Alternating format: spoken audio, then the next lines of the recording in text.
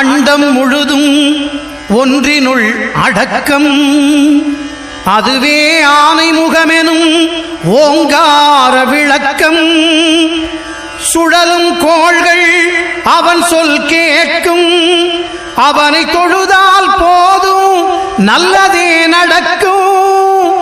ஆனைமுகனை தொழுதால் நவக்கிரகங்களும் மகிழும்.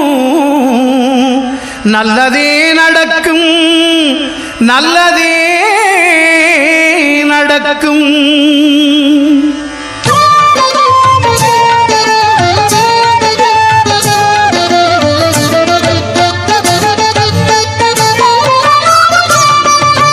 ஒன்பது கோளும் ஒன்றாய் காண அங்கு கற்பகம் என்னும்